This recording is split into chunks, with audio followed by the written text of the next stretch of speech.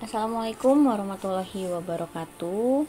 Apa kabar semua? Semoga selalu dilimpahkan kesehatan dan juga diberikan kelancaran saat melaksanakan pembelajaran untuk mata kuliah matematika diskrit. Hari ini kita akan melanjutkan pembahasan yang minggu lalu dengan topik yang sama, yaitu himpunan. Jadi dari outline ini kita kemarin baru menyelesaikan sampai dengan operasi himpunan, dan hari ini kita akan membahas mengenai hukum himpunan, prinsip dualitas, inklusi eksklusi, kemudian pembuktian himpunan, multiset atau himpunan ganda, dan juga pengantar logika serta himpunan fazi. Untuk itu mari kita mulai perkuliahan hari ini, yaitu yang pertama membahas hukum-hukum himpunan. Di sini ada 10 hukum, yaitu 10 hukum-hukum himpunan. Di antaranya ada hukum identitas, hukum dominasi, hukum komplement, hukum idempoten, hukum involusi, hukum penyerapan, hukum komutatif, hukum asosiatif, hukum distributif, hukum De Morgan, dan juga hukum 01. Kita lihat untuk hukum identitas. Apabila A digabungkan dengan himpunan kosong, maka hasilnya adalah A. A irisan dengan universal itu adalah A. Kemudian untuk hukum dominasi, A irisan himpunan kosong itu adalah hasilnya himpunan kosong. A gabung dengan universal itu adalah universal. Ada hukum komplement. Apabila A digabungkan dengan A komplement, maka hasilnya adalah universal. Sedangkan A irisan dengan A komplement itu hasilnya adalah himpunan kosong. Hukum idempoten. A gabung A hasilnya akan menjadi A. H iris A hasilnya akan A. Hukum involusi yaitu apabila ada himpunan A komplement yang dikomplementkan lagi, maka hasilnya adalah A. Kemudian ada hukum penyerapan atau absorpsi, yaitu adalah A digabungkan dengan A kurung A iris B, itu hasilnya adalah A. Sedangkan A iris kurung A gabung B itu hasilnya adalah A. Hukum komutatif yaitu apabila ada dua buah himpunan A dan himpunan B. A gabung B itu sama dengan B gabung A. A iris B itu sama dengan B iris A. Untuk hukum asosiatif, A gabung kurung B gabung C, ada 3 buah himpunan ya, himpunan A, himpunan B, himpunan C. Itu sama saja dengan A gabung B gabung C. Atau A iris B iris C itu sama dengan A iris B, kemudian diiris C. Hukum distributif seperti ini. A gabung dalam kurung B iris C itu sama dengan A gabung B diiriskan dengan A gabung C. Atau A iris dalam kurung B gabung C itu sama dengan A iris B digabungkan dengan A iris C. Kalau hukum De Morgan, apabila ada A iris B komplement, itu sama saja dengan komplement A digabung dengan komplement B. Atau misalnya ada A gabung B dikomplementkan, itu sama saja dengan komplement A diiriskan dengan komplement B. Sedangkan untuk hukum 01 itu adalah himpunan kosong komplement sama dengan universal, begitu juga dengan universal komplement itu sama dengan himpunan kosong. Perhatikan bahwa di sini ada hukum-hukumnya terkait gabungan, irisan, komplement gitu ya. Ini dipahami untuk konsepnya. Nggak awas ketukar-ketukar untuk pemakaiannya. Berikutnya kita pelajari tentang prinsip dualitas. Jadi prinsip dualitas itu adalah dua konsep berbeda yang bisa saja ditukarkan tapi tetap memberikan jawaban yang benar. Sebagai ilustrasinya, di sini adalah mengendarai mobil di Amerika dan mengendarai mobil di Indonesia. Untuk mengendarai mobil di Amerika itu kan kemudinya ada di sebelah kiri. Terus untuk jalan kita berjalan di lajur sebelah kanan jalan. Sedangkan di Indonesia kemudinya ada di sebelah kanan. Dan kita berjalan mengendarai mobil di lajur sebelah kiri. Nah, ini konsep dari prinsip dualitas. Jadi tidak ada yang salah mengemudi seperti di Amerika ataupun mengemudi seperti di Indonesia gitu. Untuk dualitas pada himpunan, misalnya ada AS, itu adalah suatu kesamaan atau identity yang melibatkan himpunan dan operasi seperti gabungan, irisan, dan komplement. Jika S dualitas ini diperoleh dari S dengan mengganti yang tadinya gabungan menjadi irisan, irisan menjadi gabungan, himpunan kosong menjadi universal, universal menjadi himpunan kosong, itu sedangkan komplemennya dibiarkan seperti semula, maka kesamaan S ini juga benar dan disebut dual dari kesamaan S. Nah, atau kita lihat di sini apa saja dualitas dari hukum-hukum pada himpunan. Yang pertama, misalnya ada hukum identitas yaitu A gabung himpunan kosong itu sama dengan A. Itu tuh dualnya, atau dia bisa aja A iris universal sama dengan A. Atau hukum dominasi A iris himpunan kosong itu sama dengan himpunan kosong. Dualnya itu adalah A gabung universal itu sama dengan universal. Kemudian untuk hukum komplement, A gabung A komplement sama dengan universal itu sama, dualnya adalah A iris A komplement sama dengan himpunan kosong. Kemudian ada hukum idempoten, itu adalah A gabung A sama dengan A, maka dualnya A iris A itu sama dengan A. Di hukum penyerapan ada A gabung kurung A iris B itu sama dengan A, dualnya itu adalah A iris kurung A gabung B sama dengan A. Untuk di hukum komutatif, A gabung B sama dengan B gabung A, untuk dualnya itu adalah A iris B sama dengan B iris A. Untuk hukum asosiatif, A gabung B gabung C itu sama dengan A gabung B gabung C. Untuk dualnya itu ada A iris B iris C, itu sama saja dengan A iris B baru diiriskan dengan C. Begitu juga dengan hukum distributif, A gabung kurung B iris C itu sama dengan A gabung B baru iriskan dengan A gabung C. Dualnya A iris B gabung C sama dengan A iris B gabung A iris C. Untuk hukum De Morgan, A gabung B yang dikomplementkan sama dengan komplement A gabung iris dengan himpunan B. Himpunan B komplement. Itu dualnya adalah A iris B yang dikomplementkan itu sama dengan komplement A gabung dengan komplement B. Untuk hukum 01, himpunan kosong sama dengan himpunan kosong yang dikomplementkan sama dengan universal, dualnya adalah universal yang dikomplementkan sama dengan himpunan kosong. Itu dualitas dari himpunan. Contoh, dual dari A iris B kemudian digabungkan dengan A iris B komplement sama dengan A, B komplement sama dengan A. Nah, dual dari ini itu adalah A gabung B diiriskan dengan A gabung B. Komplement itu sama dengan A. Karena melihat dari hukum apa yang ada di sini. Apakah hukum identitas, hukum dominasi, komplement, idempoten, penyerapan, komutatif, asosiatif, distributif, De Morgan atau hukum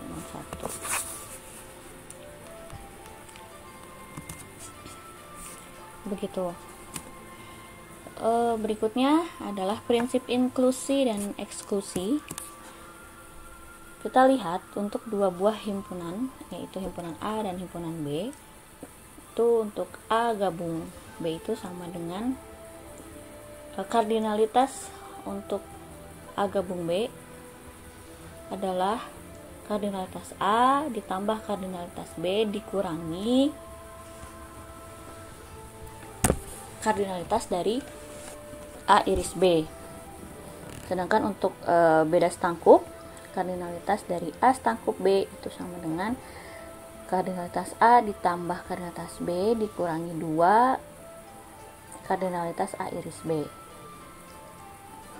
Sedangkan untuk tiga buah himpunan, yaitu himpunan A, B, dan C, berlaku seperti ini. Apabila kardinalitas dari A gabung B gabung C itu adalah kardinalitas A tambah kardinalitas B tambah kardinalitas C dikurangi A iris B, kardinalitas A iris B dikurangi kardinalitas A iris C dikurangi dikurangi kardinalitas B iris C ditambah kardinalitas dari A iris B iris C.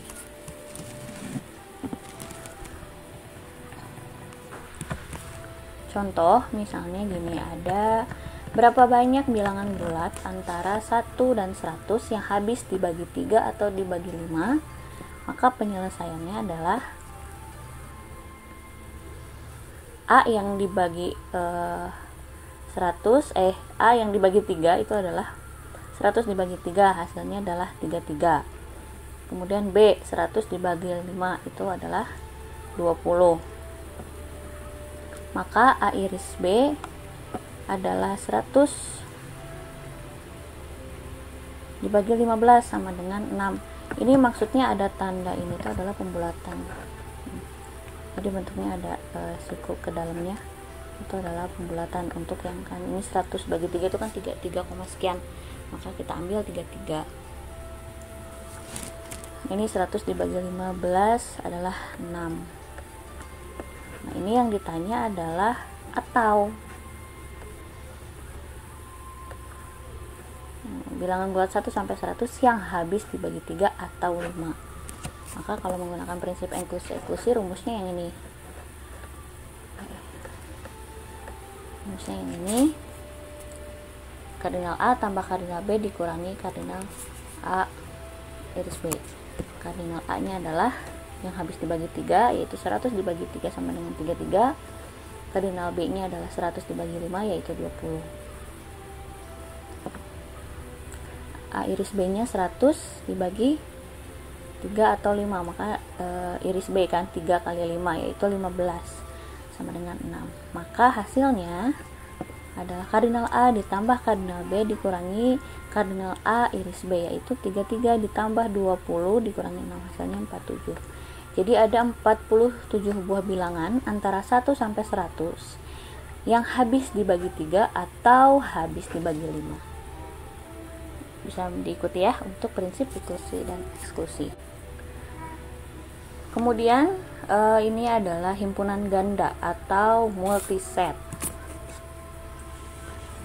Himpunan ganda atau multiset itu adalah himpunan yang elemennya boleh berulang.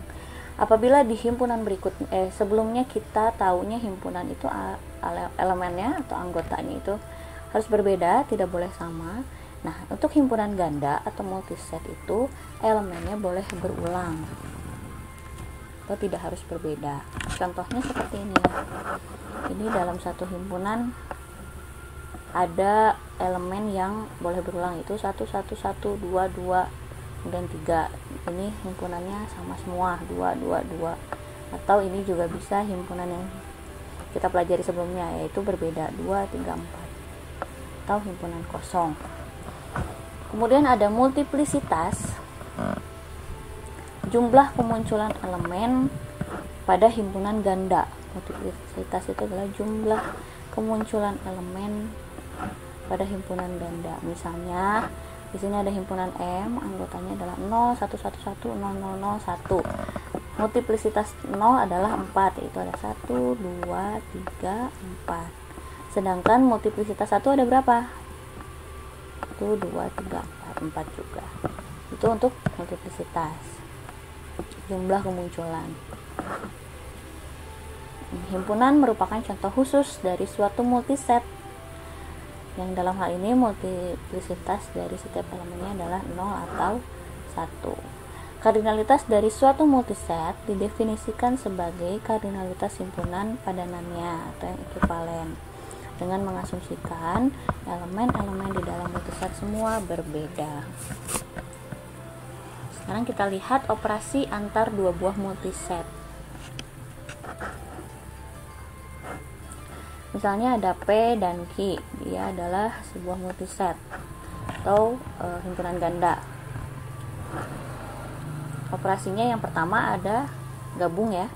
P gabungan Q itu adalah multiset yang multiplisitas elemennya sama dengan multiplisitas maksimum elemen tersebut pada himpunan P dan Q. Jadi kalau misalnya kita lihat contoh ya, ada himpunan P, ada himpunan Q. Himpunan P itu ada A, A, A, C, D, D, Q, A, A, B, C, C. Maka gabungannya adalah kita lihat multiplisitas maksimum. Di sini A-nya ada, A-nya maksimumnya adalah 3.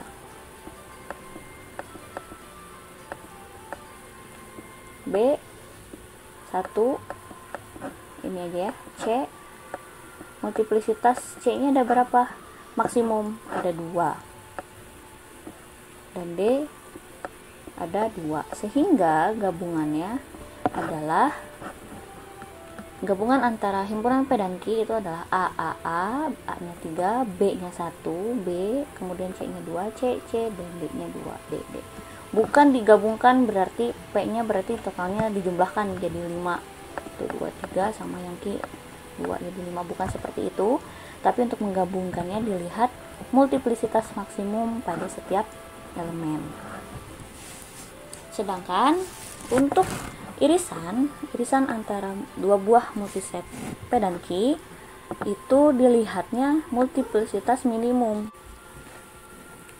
yaitu di sini kita lihat A-nya ada berapa minimumnya, ada 2, kemudian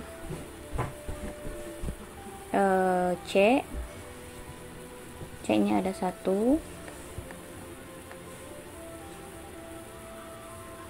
D-nya ada 2. Perhatikan di sini tetap bahwa himpunan operasi irisan multiset ini dilihat dari yang ada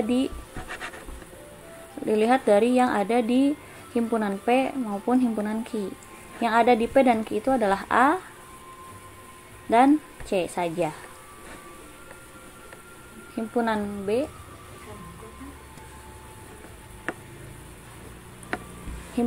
hanya ada di Q, makanya dia tidak dihitung.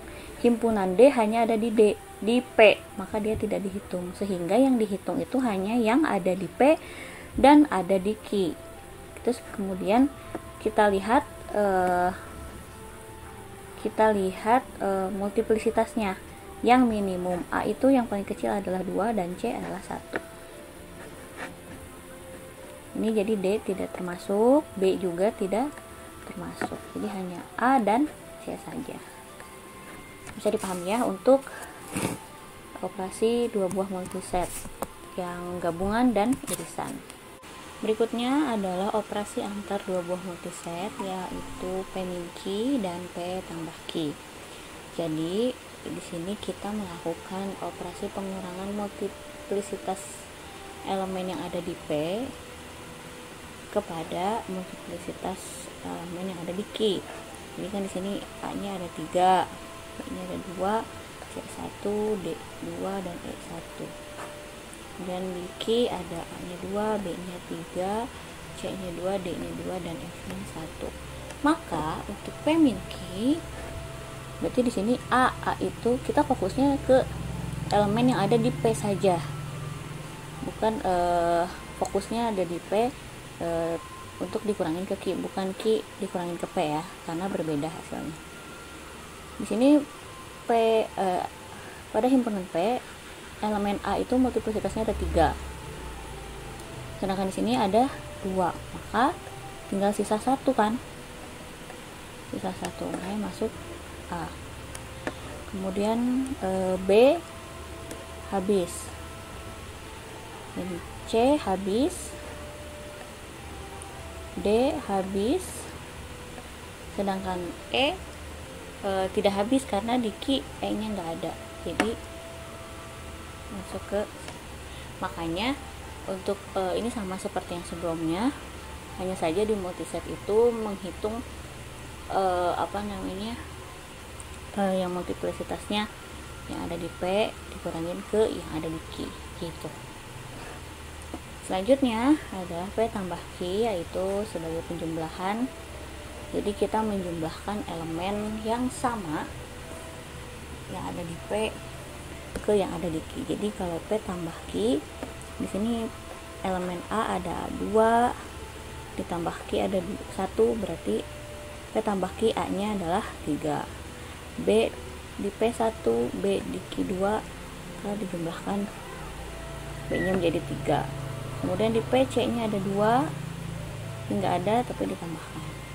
Kemudian kalau D di Q ada ditambahkan, jadi P tambah Q hasilnya penjumlahan multiplicitas elemen yang sama, kebalikan dari selisih. Berikutnya kita membahas tentang pembuktian pernyataan perihal himpunan. Jadi pernyataan himpunan itu argumen yang menggunakan notasi himpunan. Pernyataan itu bisa berbentuk kesamaan, bisa juga merupakan implikasinya. Contoh yang kesamaan itu misalnya soalnya adalah buktikan bahwa A irisan B gabung C itu sama dengan A irisan B digabung dengan A irisan C gitu. Kalau yang implikasi, buktikan bahwa jika A irisan B ini sama dengan himpunan kosong dan A subset dari B gabung C itu, maka selalu berlaku bahwa A subset dari C. Jadi nanti pembuktiannya dalam bentuk implikasi gitu. Cara pembuktian ada beberapa. Yang pertama dibuktikan dengan menggunakan diagram Venn. Contoh, misalnya ada himpunan A, B, dan C. Terus soalnya adalah buktikan ini dengan menggunakan diagram Venn. Kita visualisasikan ke dalam bentuk diagram Venn. Jadi yang di sini misalnya ada himpunan A, himpunan B, himpunan C, ini juga himpunan C. Sekarang kita gambarkan misalnya B gabung C seperti ini, kemudian beririsan misalnya. Atau A gabung B sama A gabung C, itu kan sama gambarnya, maka ini terbukti benar gitu. Pernyataan ini terbukti benar. Kemudian yang kedua itu pembuktian dengan menggunakan tabel keanggotaan. Misalnya ada 3 buah himpunan A, B, C, buktikan soalnya sama. Ini kita dibuktikan. Ini kita bikin seperti ini dulu ya.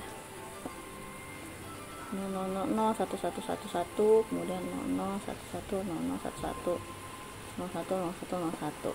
Nah, kita lihat B gabung C, ini tabel keanggotaan atau tabel kebenaran. Kalau misalnya gabung itu atau ya, jadi kalau 0 ketemu 0 maka hasilnya 0, 0 ketemu 1 maka hasilnya 1, 1 ketemu 0 1, 1 ketemu 1 1, dan begitu seterusnya. Kalau misalnya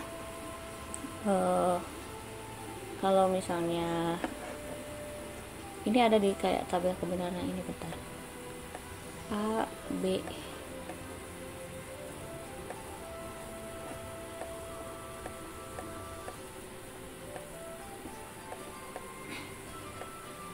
sorry, 1,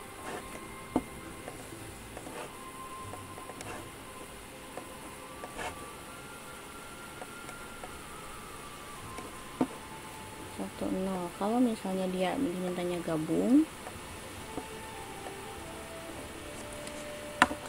salah satu benar maka dia benar, atau salah satu berarti dia akan bernilai 1. 1 ketemu 1, 1, 1 ketemu 0, 1, 0 ketemu 1, 1, 0 ketemu 0, 0.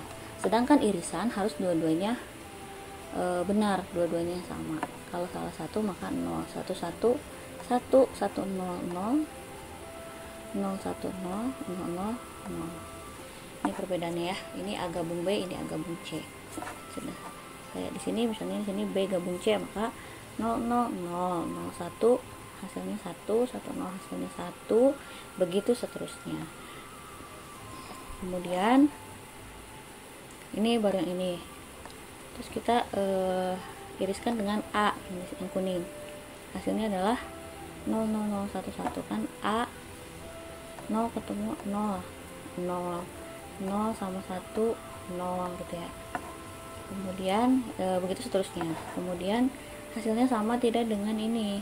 Sekarang kita lihat, kita bikin dulu yang ini, A iris B, hasilnya ini, kemudian A iris C, kemudian kita gabungkan A iris B dan gabung dengan A iris C, maka hasilnya sama di sini ya, hasilnya sama yang diberikan warna kuning, maka terbukti benar.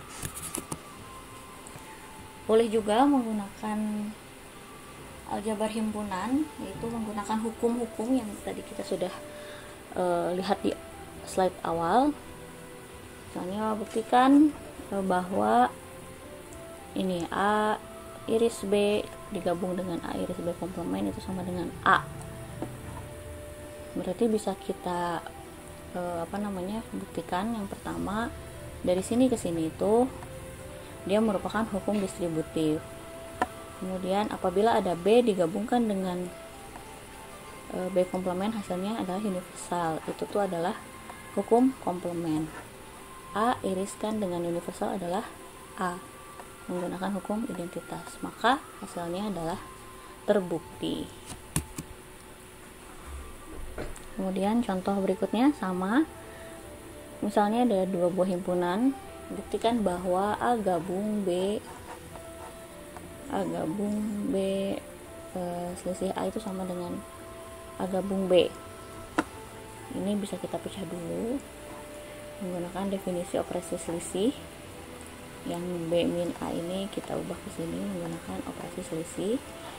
Kemudian hasil dari sini menggunakan hukum distributif, hasilnya adalah ini.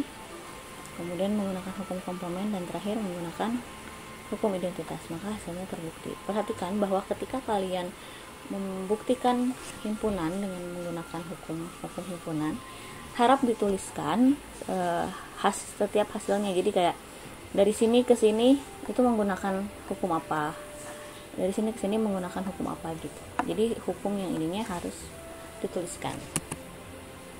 Dan yang terakhir menggunakan definisi. Ini digunakan untuk pernyataan himpunan yang tidak berbentuk kesamaan, tapi pernyataan yang biasanya bentuknya adalah implikasi. Biasanya dalam implikasi itu ada notasi himpunan bagian seperti ini. Misal contohnya adalah ada dua buah himpunan A dan B. Apabila A iris B sama dengan himpunan kosong dan A subset dari B gabung C, maka A subset C itu buktikan. Nah, biasanya apabila ada notasi himpunan bagian, pembuktiannya menggunakan definisi. Di sini dibuktikan yang pertama, definisi himpunan bagian. P subset Q itu jika dan hanya jika X-nya anggota P juga anggota Q. Misalkan X anggota A, karena A subset dari B gabung C, maka dari definisi himpunan bagian juga X juga adalah anggota dari himpunan B gabung C. Nah, dari definisi operasi gabungan tersebut, X merupakan anggota dari B gabung C, berarti X anggota B atau X anggota C. Karena X-nya adalah anggota A dan A itu iris B sama dengan himpunan kosong, maka X bukan dari anggota B. Nah, dari dua pernyataan ini, definisi ini, X gabung C harus benar karena setiap X yang merupakan anggota A juga berlaku X anggota C, maka dapat disimpulkan A-nya adalah subset C. Jadi intinya adalah untuk pembuktian menggunakan definisi itu biasanya bentuk soal pembuktiannya adalah implikasi dan ada notasi himpunan bagian. Nah, yang terakhir kita bahas sedikit tentang himpunan fuzzy.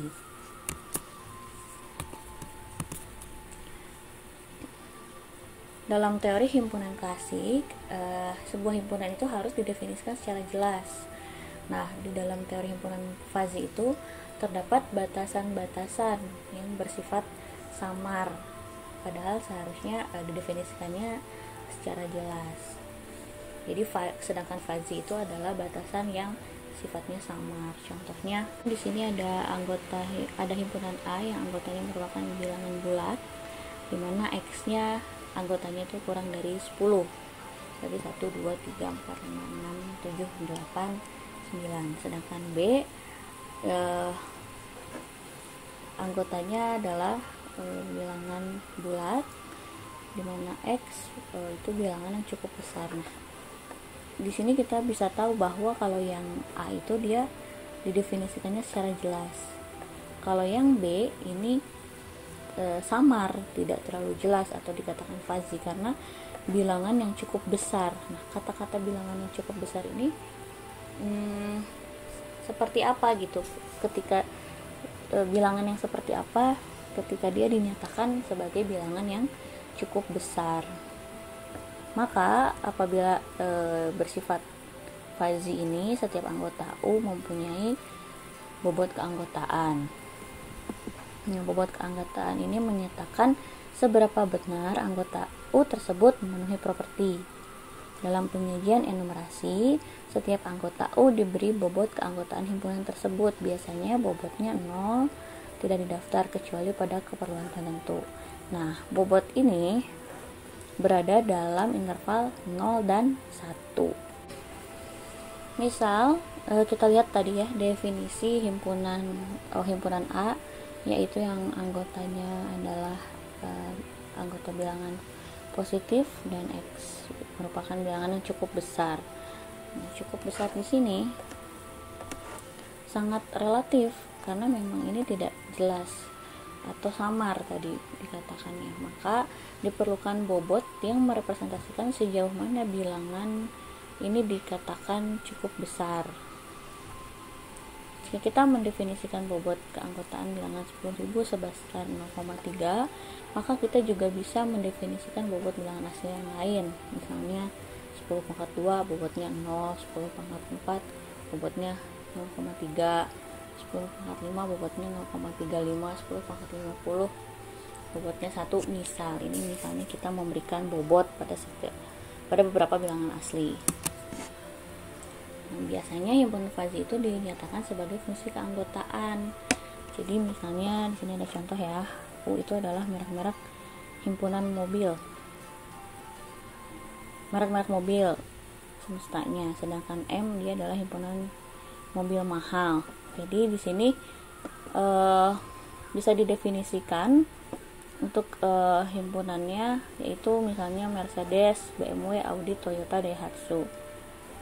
1 untuk Mercedes, 1 untuk BMW, 0,8 untuk Audi, 0,6 Toyota, dan 0,3 untuk Daihatsu. Itu adalah contoh definisi dari bobotnya.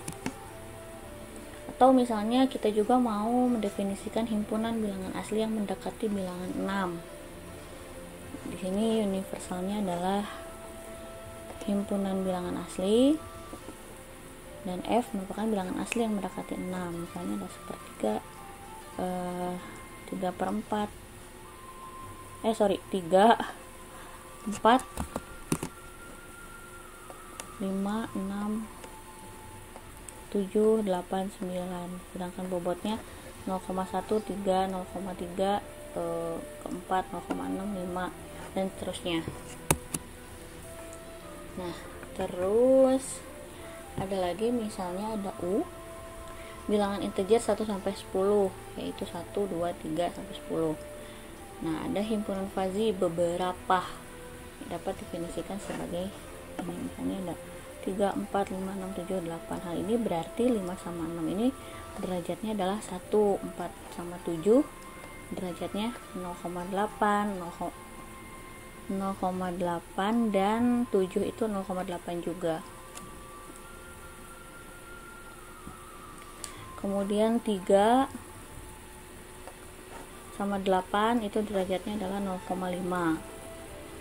Sedangkan 0 itu berarti yang punya derajat 0 adalah 129 yang tidak didefinisikan di sini. Begitu. Sekarang untuk logika fazinya, jadi logika fazi itu ada nilai kebenaran antara 1 dan 0, yaitu 1 sebagai true dan 0 sebagai false. Ingat bahwa fazi itu memiliki rentang antara 0, intervalnya 0 sampai 1. Contoh di sini misalnya ada laki-laki tua apabila umurnya lebih besar atau sama dengan 60 disebut tua. Laki-laki muda apabila umurnya kurang dari atau sama dengan 45. Nah, sedangkan 50 dia termasuknya berapa, kemana gitu, ke muda atau ke tua. Nah, ini bisa dihitung, ini 50 ini bisa dikatakan samar, makanya kita bisa menggunakan bobot gitu.